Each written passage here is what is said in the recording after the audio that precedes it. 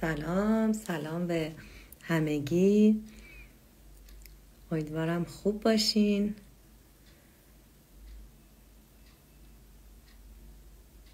سلام خوش آمدین. امیدوارم حال همگی خوب باشه و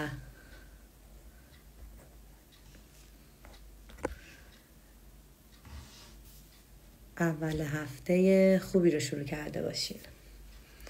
ما اومدیم، من امروز یک لایوی هستیم با دکتر رضایی.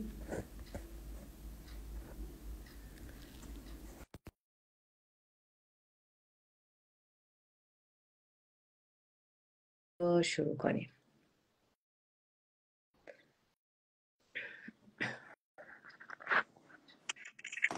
سلام دکتر. سلام عرض ادب و احترام. خوبین؟ سلامتین؟ بانشان متشکرم. شما زنده چطوری؟ باشین. خدا رو خواهش شکر میکنم. ما هم هستیم امروز. مرسی که این وقت رو دادیم که بتونیم در مورد موضوع خیلی مهم صحبت کنیم که علامت سوال بزرگی تو ذهن خیلی ها هست. دقیقاً. مرسی که دکتر اینجا هستین. من از شما متشکرم. قربان شما.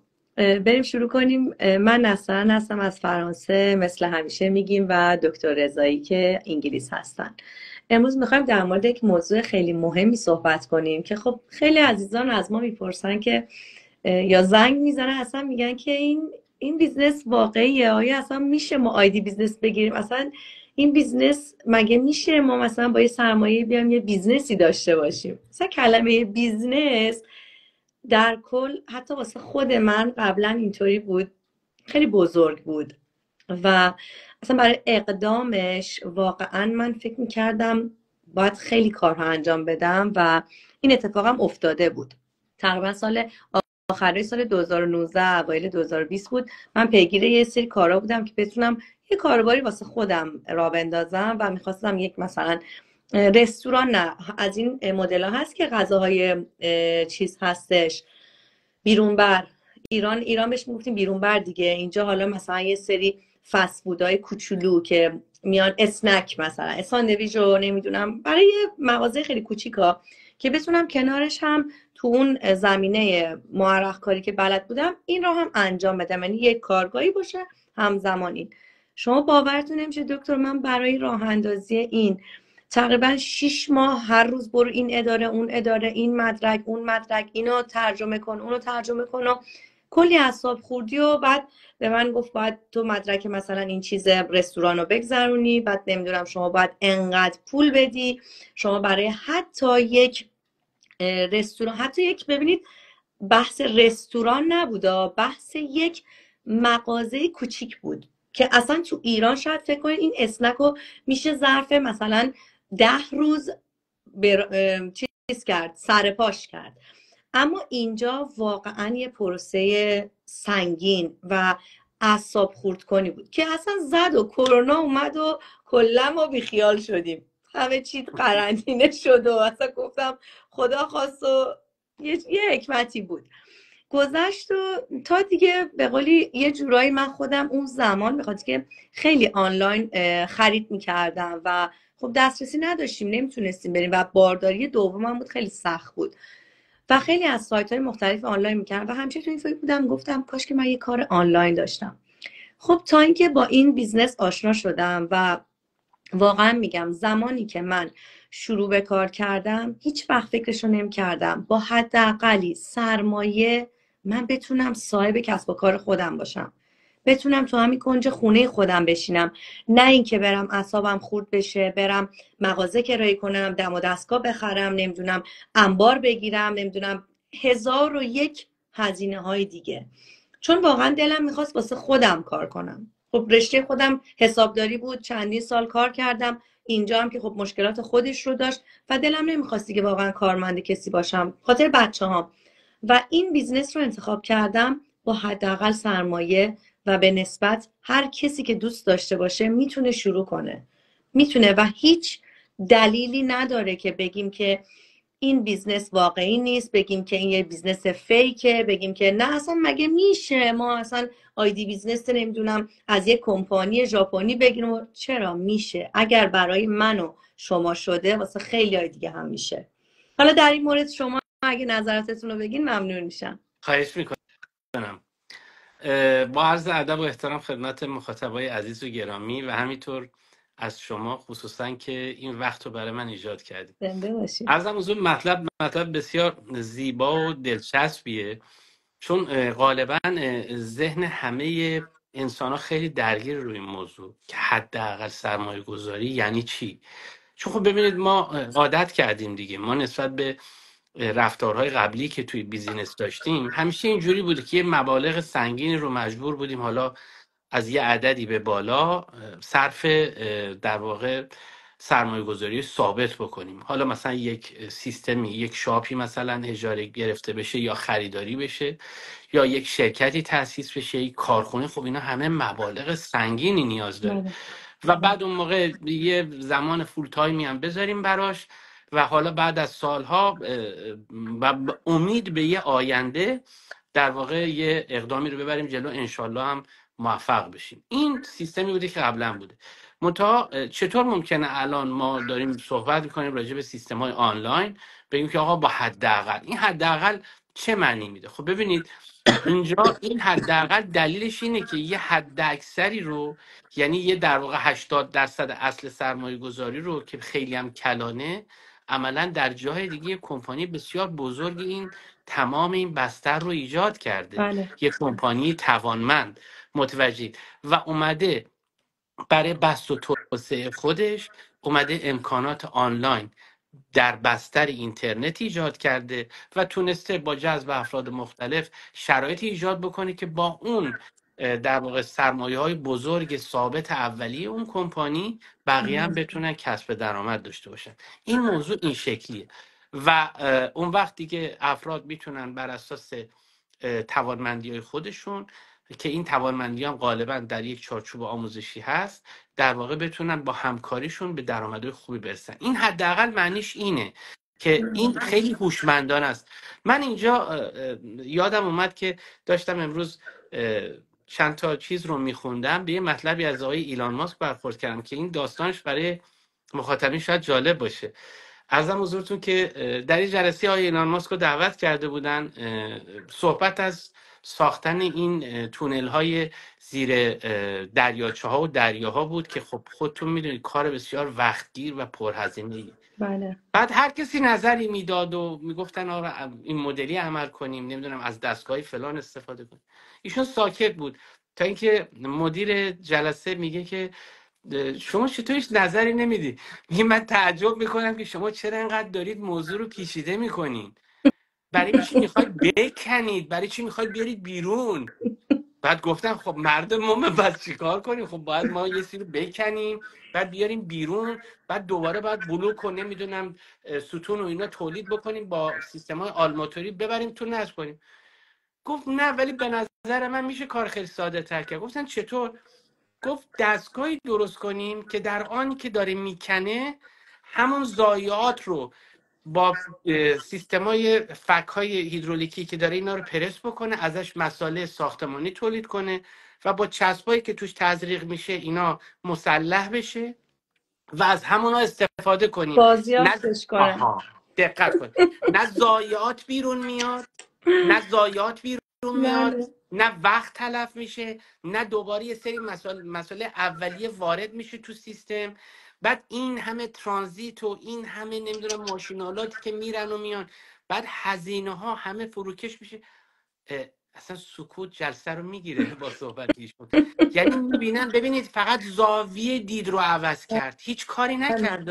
نه دقیقا. حالا من دعوت میکنم از بیننده‌های عزیز که سیستم آنلاین رو نورافکن مغزشون رو بچرخونن، یک کم بچرخونن، چون میدونم بسیار بسیار خوشفکرن و میتونن قشنگ اینا رو در بله. واقع با اون فضای فکری که ایجاد میکنن کاملا به نتیجه برسن. وقتی نورافکنه بچرخونن میبینن که دلیلی نداره که ما هر آن چیز که در گذشته انجام میدادیم و هر آن سرمایه گذاری که در قبلی، اون همه هزینه‌ای که بیخودی پرت میشد، اون واقعا. همه زمانی که ما صرف کردیم، اینا همش از بین میرفت. نیازی نیست دوباره ما اینا رو انجام بدیم. تازه تو الان کلام دکتر با همه اون هزینه ها باید چقدر طرف خاک میخورد تو اون بیزنس را دقیقاً بیفته، در دقیقاً صورتی که اینجا 51 سال گذشته، اصلا به قولی نیم قرن و این گذرونده. دقیقاً دقیقاً با شما موافقم. و سر همین موضوع ببینید، این تجارب طولانی مدت منجر میشه به اینکه افراد اون اتاقای فکرشون خیلی هوشمندانه بتونن تصمیم بگیرن و الان اومدن با امکانات و پلتفرم‌های روز اومدن شرایطی رو ایجاد کردن که یه همچین فسیلیتی بزرگی رو ایجاد کردن که افراد بتونن خیلی راحت ورود کنن در هر سطحی که هستن و این کار کنار شغل اصلیشون درآمد غیر فعال داشته باشن. درآمد غیر فعال یعنی همین، یعنی شما بله. بیزینس خودتو داری، حرفه خودتو داری، اصلا مهارت خودت در هر جایی که هست اونو داری، این رو هم کنارش فعال میکنی. اگر روزی بیزینس خودت دچار اشکال شد، این در کنارش هست و کاملا هم قدرتمند جایگزین اون خواهد شد. اگر هم نه، بیزینس خودت جریان داشت که شما عملا نگار با 2 تا موتور داری کسب درآمد میکنی، بله دقیقا. چه اشکالی داره؟ پس دقیقا. آره، من اگه نتیجه گیری بکنم و بعد از شما خواهش کنم که ادامه بدین. ببینید، در رابطه با سرمایه گذاری توی بازار آنلاین، مهم بخش سرمایه گذاریش نیست، مهم انتخاب درست اون بیزینس آنلاین. بله، انتخاب کمپانی که ما میخوایم باش کار کنیم. من تکرار میکنم، این خیلی مهمه که شما در چه سیستمی ورود میکنید. بله. ببینید، اگر همیشه ببینید، من اینجا مثال بازی شطرنج رو بزنم، قهرمانان شطرنج میگن اولین حرکت درست باشه اون بازی برنده است. بله. برای همینه که خیلی مهمه کی اولین حرکت رو انجام میده. از این جهت پس واقعا تمرکزمون روی اون مسائلی که قبلا برامون مهم بوده نبوده، فقط روی این یه نکته باشه که کدوم رو انتخاب کنیم، تو کدوم سیستم آنلاین ما وارد شیم که آینده خودمون رو تضمین کنیم. دقیقا سپاسگزارم از من. همینطوره. تمام. مرسی مرسی دکتر، خیلی مثال جالبی بود و خواهش. واقعا به نکات مهمی اشاره کردین که این نکته ها واقعا تو زندگی تک تک ماها اتفاق افتاده. حالا یک سریا از خانوادگی بیزنسی رو داشتن، یک سریا مثلا کارمند بودن یا چه میدونم همسرشون شاغل بوده، یعنی واسه کسی کار میکردن، و یک سری واقعا دیگه الان مخصوصا تو سال 2025 دیگه نیست. همونطوری هم که اعلام کردن تو چندین خبر اومد که تا 4-5 سال دیگه اصلا خیلی از شغل ها از بین بله. میره. خب چرا زمانی که ما این بستر فراهم یک فرصتی هست و میشه به موفقیت رسید، اگر خیلی ها رسیدن چرا من و شما نرسیم؟ همونطور که تو این مسیر هستیم و مسیر موفقیت رو داریم میبینیم، درونش هستیم، یعنی ما جایی هستیم که درونش هستیم. از یه مثالی هست میزنن میگن طرف تو خود اون گود هستش، از بیرون گود نیست. دقیقا. ما درون اون گودیم، داریم میگیم چیزیه که خودمون داریم میبینیم، خودمون داریم انجام میدیم و یک بیزنسیه که واقعا شیرینه، واقعا لذت بخشه. شاید باورتون نشه، من شب که میخوابم با عشق میخوابم، صبح که پا میشم با عشق پا میشم، موبایلمو چک میکنم، ایمیلامو چک میکنم و واقعا لذت میبرم. یک کاریه که دیگه اون انرژی و اون چیز، حس بد رو از من گرفته. اینکه خسته بشی، اینکه هر روز تو بلند بشی سر تایم فلان آماده بشی بری سر کار، اونجا با چند تا همکار که اصلا دیگه اعصابتو خورد کنن سر کله بزنی، یا همه ماها که دیگه اصلا واقعا بحث بعد از مهاجرته که ما نیاز داریم برای خودمون کار داشته باشیم. ما نمیتونیم تا چند سال دیگه مگه قراره یه سری ها میگن دوره بردهداری تموم شده. نه، تموم نشده. من میگم تموم نشده، هنوزم هست، چون که ماها بالاخره خارجیم، ماها تا سالهای سالم باشه اصلا زبانمون انقدر هم فول باشه نمیشه، جای اینا رو نمیتونیم بگیریم. پس چرا که نه، چرا که نیایم برای خودمون کار کنیم. تو این بیزنس از تمام کشورهای دنیا دارن فعالیت میکنن. اصلا مهم نیست شما ایرانی هستی، افغان هستی، آفریقا هستی، نمیدونم عرب هستی، نمیدونم آمریکایی هست، از همه جای دنیا هست. وقتی یک کمپانی انقدر عظمت داره، انقدر قدمت داره، وقتی 51 سال حرف اول رو زده تو دنیا، پس نباید ته دلمون بلرزه. در صورتی که ما داریم با حداقل سرمایه گذاری داریم صاحب یک آیدی بیزنسی میشیم بین المللیه دقیقا. که چند سال دیگه من این لایو یادگاری میمونه. چند سال دیگه خیلی میان میگن فلانی خدا مادرتو بیامرزه اون روز اومدی این حرفو زدی. و این دقیقا. ثابت میشه، چون نمیشه یک سری چیزها رو واقعا باز کرد، ولی خود اشخاص که تشریف بیارن خودشون ببینن اصلا متوجه میشن ما از چی داریم صحبت میکنیم. از یک، دقیقا. یعنی واقعا تو این 8 سال آنلاینی که اینا دارن این کار رو میکنن کلی به نظر من روانشناسی شده روی این مبحث، کلی مراحل گذشته شده که رسیده به اینجا و انقدر خوب جواب داده. خب اگه خوب جواب نمیداد که اصلا طرف جمع میکرد، ادامه نمیداد. پس اینجوریه که واقعا با حداقل سرمایه گذاری این واقعیت. اتفاقا امروز هم من یکی از یه عزیزی بود زنگ زده بود که واقعا راسته ما میتونیم آیدی بیزنس بگیم. گفتم چرا که نتونی، میتونی، این مسیر واسه همه هست. اینجا همه دست به دست هم دادیم که بریم جلو، موفق باشیم. مهاجرت کردیم که موفقیت رو به دست بیاریم دیگه. مهاجرت نکردیم که بیایم اینجا یه خونه ای بگیریم و بشینیم همون زندگی ایران رو ادامه بدیم، ببینیم قرمه سبزی درست کنیم، خوشکرفس درست کنیم، نمیدونم دنبال چی باشیم. میخوایم واقعیت همینه دیگه. میخوایم آیندهمون رو تضمین کنیم، آینده خودمون رو، آینده فرزندانمون رو. چرا که نه؟ وقتی همچین بیزنسی هست، وقتی میتونیم از این فرصت استفاده کنیم، چرا که نه؟ اگه صحبتی دارین دقیقا. دکتر بفرمایید. اختیار داریم. من الان فعل بداهه تو ذهنم اومد از رو صحبت‌های زیبای شما. به یه فاکتوری اشاره کردین که بیشتر همون ترسای ماست. بله ببینید ما همیشه میترسیم. این اتفاقا من ترس رو یه کلمه منفی نمیدونم، چون ببینید اصلا اگه منفی بود که خداوند ایجاد نمیکرد توی ما. تصور کنید بچه ها که نمیترسن چقدر خطرناک عمل میکنن، یا میرن خودشون رو پرت میکنن از یه بلندی پایین، بله چون هنوز ترس براشون شکل نگرفت. پس ترس یه واکنش خوبی، اما چیزی که خیلی مهمه، باز من تکرار میکنم، ما از چی بترسیم؟ اصل موضوع اصلا ترس اشکال نداره، ترس عاقلانه است. ولی اگر ما اشتباه کنیم از چیزی که نباید بترسیم و اتفاقا از چیزی که باید بترسیم نترسیم، این خطر. مثال میزنم. ببینید الان امروز من میتونم از بیزینس های آنلاین بترسم. این کار اشتباه بزرگی، چون اصلا برای چی باید بترسم؟ مثلا بیزینس آنلاین خطرش برای زندگی من چیه؟ اصلا مگه چی از من میگیره که من بخوام روش محاسبه کنم؟ طرف یه رستوران واز میکنه 200,000 پوند، 200,000 یورو، ممکنه ظرف 3 سال اصلا پولش همه از بین بره، این اصلا براش مهم نیست. ولی اگه توی بیزینس آنلاین اصلا با کمترین عدد بخواد ورود بکنه، روی این موضوع هی وحشت زده است، هی محاسبه میکنه، در صورتی که اصلا جای ترس نداره. حالا از چی باید بترسیم؟ ما امروز باید از چیزی بترسیم که مهارت آنلاین نداشته باشیم. بله این موضوع اینه.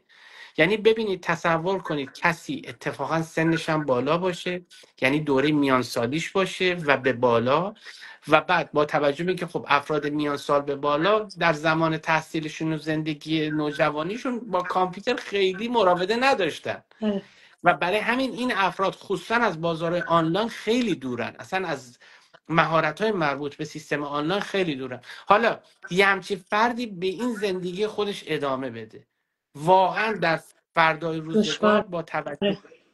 با توجه به تحولاتی که داره پیش میاد، ترس اینجا خوبه. من باید بترسم که در فردا و آینده دیجیتال منی که این مهارت ها رو بلد نیستم چگونه بایدم. ولی جایگام راهکار، کجاست دقیقا؟ آفرین، راهکار با ورود به سیستم های آنلاین و بیزینس های آنلاین من میتونم این مهارت ها رو اگر اون بیزینس رو درست انتخاب کنم همش رو به دست بیارم. دقیقا تشکر همینطور میکنم. دکتر، زنده باشین. مخصوصا این بیزنس که من میگم همیشه واقعا این خیلی عالیه. یعنی یک دنیا حرف پشت این تصمیم هست که این دوره 30 روزه رو گذاشتن واسه اشخاص که شخص اصلا قبل از اینکه وارد بشه همه چیز رو راستی آزمایی میکنه، همه چیز رو خودش میاد میسنجه، خودش میاد میبینه و واقعا این تاثیر بزرگی داره تو تصمیم ما. 100%. هیچ کس نمیتونه قبل از اینکه ورود کنه اطلاعاتی رو که میخواد به دست بیاره. بالاخره میگه چی میگن، یه چیزی هست میگه که برابری و برادری، یعنی یه چیزی با هم دیگه، فرانسوی چه اگالیته، مساوی باشه. خب شما یک سری اطلاعات میخواد، اینم میخواد یه سری اطلاعات بده و اینجاست که اعتماد دو طرفه برگزار میشه و با ورودشون میتونن انقدر قشنگ تصمیم بگیرن که آیا اصلا این بیزنسی که ازش حرف میزنن، آیا اصلا این سرمایه گذاری که باید بکنه، اصلا بیزنس مدل چیه، اصلا چه کار باید کرد، همه چیز رو راحت یاد میگیرن. به نظر من اینه که خیلی مهمه و تو بیزنس های دیگه نیست. و دقیقا. من حالا نگشتم، مثلا یه چند تا بیزنس های آنلاین دیگه بود که قبلا میگم دنبالش بودم که به صورت حالا تو زبانهای دیگه بود و فرانسه بود و اینا و اصلا چیزی سر در نمی آوردم. گفتم خدا اینا چی میگن، مگه میشه، چه کار باید بکنی؟ ولی خب واقعا اینجا با توضیحاتی که به دست آوردم، با اون راهنمایی های درستی که بهم شد، تونستم خیلی راحت قدم بردارم و این راه برای همه بازه، برای همه. فقط باید به قولی از این فرصت راحت نگذشت.